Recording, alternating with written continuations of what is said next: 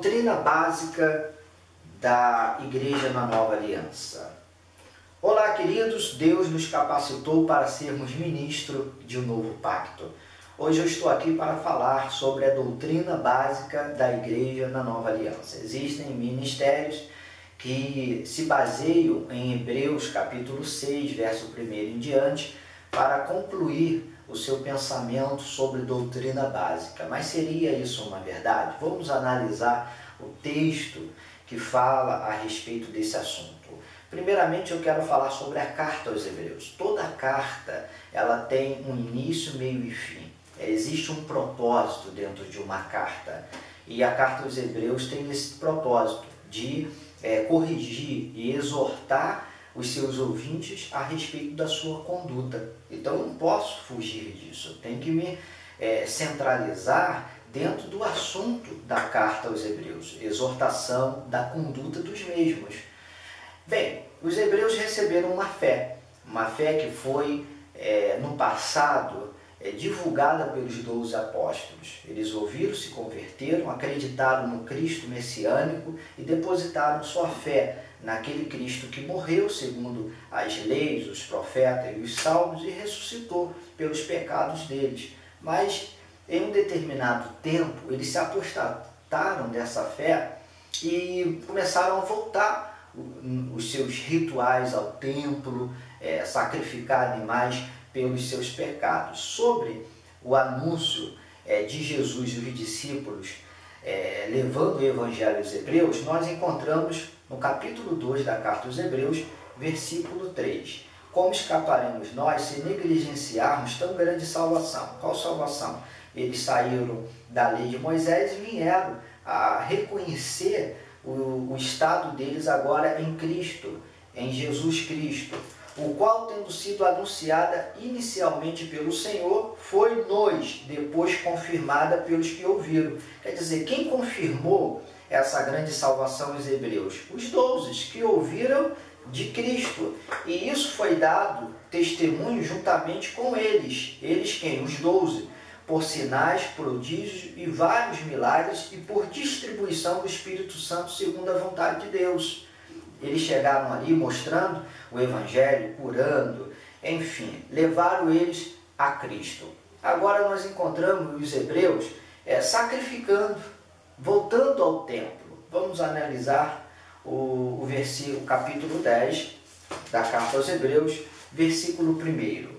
Ora, visto que a lei tem sombra dos bem-vindouros, não a imagem real das coisas, nunca jamais pôde tornar perfeitos os ofertantes, com os mesmos sacrifícios que ano após anos, perpetuamente eles oferecem.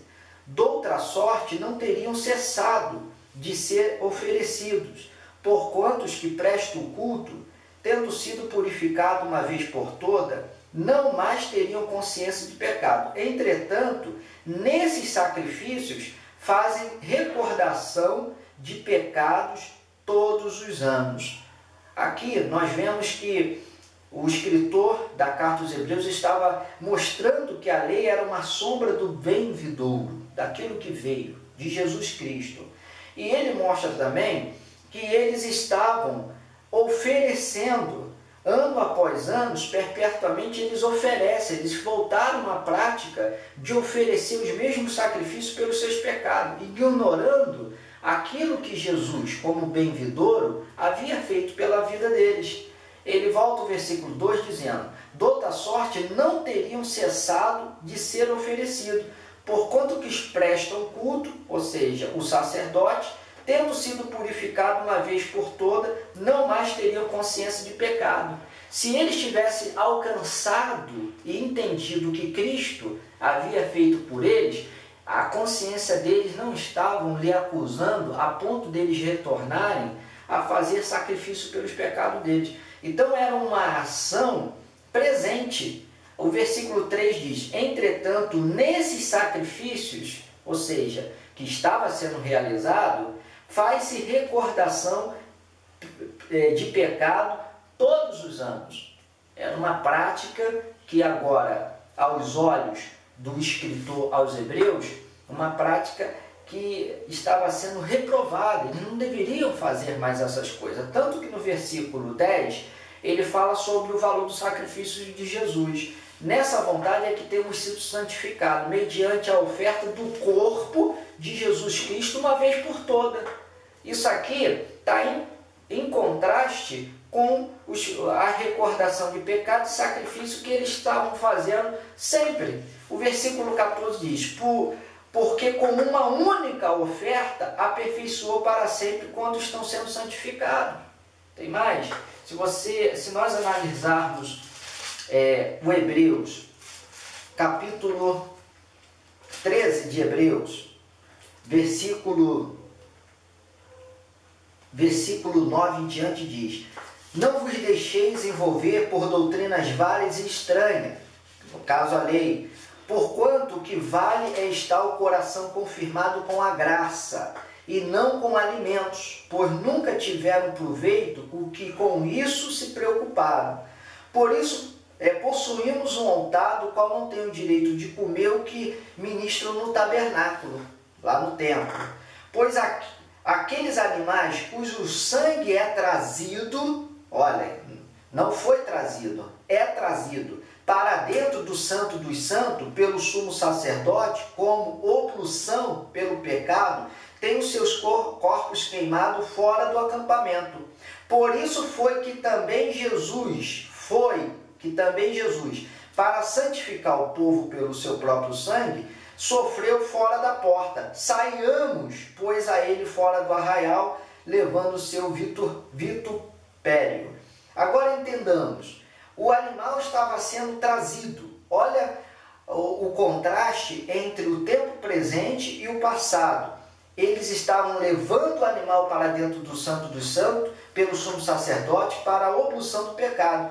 Enquanto Jesus, por isso foi que Jesus também para santificar um povo. Quer dizer, Jesus já havia morrido, mas eles ainda estavam levando o animal para ser sacrificado e derramado o sangue dele pelos pecados do povo.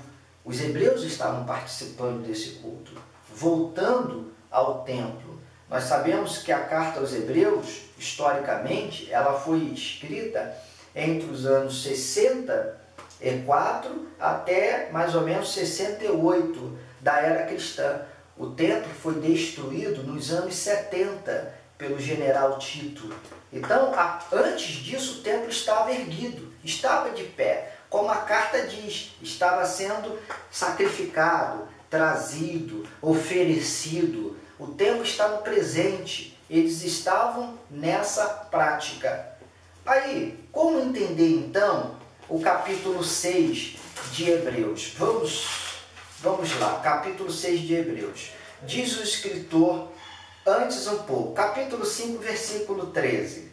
Ora, todo aquele que se alimenta de leite é inexperiente na palavra da justiça, porque é criança, mas o alimento sólido é para o adulto, para aquele que pela prática tem suas faculdades exercitadas para discernir não somente o bem, mas também o mal. Por isso, pondo de parte os princípios elementares da doutrina de Cristo, deixemos-nos levar para o que é perfeito, não lançando de novo a base de arrependimento de obras mortas, da fé em Deus, do ensino de batismos, da imposição de mão, da ressurreição dos mortos e do juízo eterno. Isso faremos se Deus permitir. Então, entendamos que o escritor estava mandando com que eles viessem progredir para o que era perfeito e não lançando de novo a base de arrependimento de obras mortas,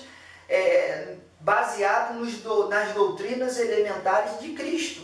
Cristo era o Messias. O evangelho que eles receberam foi o evangelho dos 12, como nós lemos no capítulo 2, logo no início dessa chamada. E a vida deles foi baseada naquilo.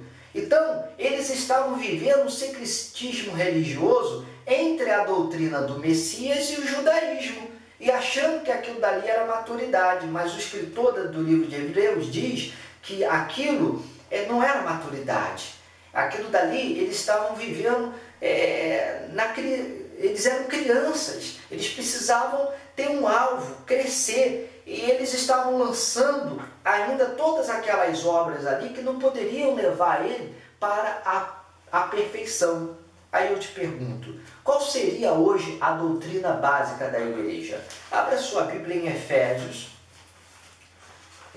no capítulo 4, versículo 2 em diante. Diz: com toda a humildade e mansidão, com longanimidade, suportando-vos uns aos outros, esforçando-vos diligentemente para preservar a unidade do Espírito no vínculo da paz.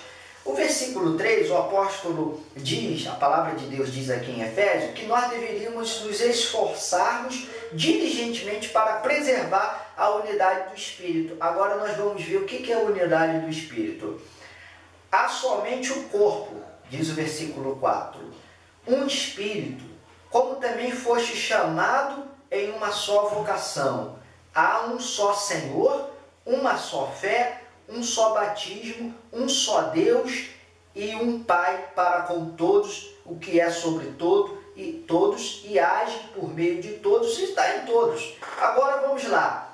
Há somente um corpo, há somente um Espírito, há somente um chamado, há somente um Senhor, há somente uma fé, há somente um batismo, há somente um Deus e um Pai. Essa é a doutrina básica. Ele prossegue dizendo mais, já no versículo 11, o seguinte: e ele mesmo concedeu uns para apóstolo, outro para profeta, outro para evangelista e outro para pastores e mestres, com vista ao aperfeiçoamento dos santos para o desempenho do serviço para a edificação do corpo de Cristo. Ou seja, esses cinco ministérios aqui, apóstolos, profetas, evangelistas, pastores e mestres, deveriam ensinar aquela doutrina de Efésios: um só Deus, um só Senhor, um só pastor, um só Espírito, um só batismo, uma só fé.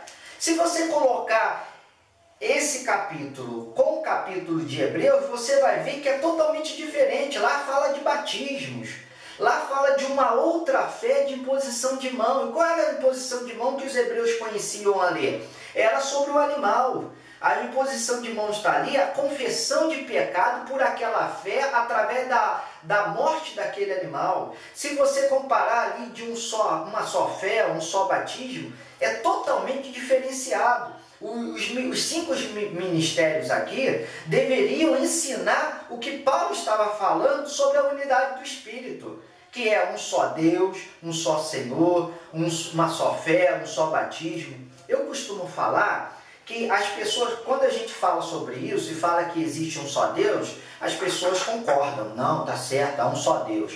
Há um só Pai? Há um só Pai. Quando a gente fala de uma só fé, as pessoas não entendem. Quando a gente fala que existe um só batismo, as pessoas, não é bem assim não, tem outros batismos. Tem o batismo de João, de Jesus, dos fariseus. Querido, para a igreja de Cristo é um só batismo. E você precisa conhecer a doutrina básica para a igreja da Nova Aliança, que está aqui em Efésios. E ele prossegue dizendo: com vista, ou seja, os 5 ministérios têm com vista ao aperfeiçoamento dos santos para o desempenho do serviço para a edificação do corpo de Cristo. Então, qual era a finalidade?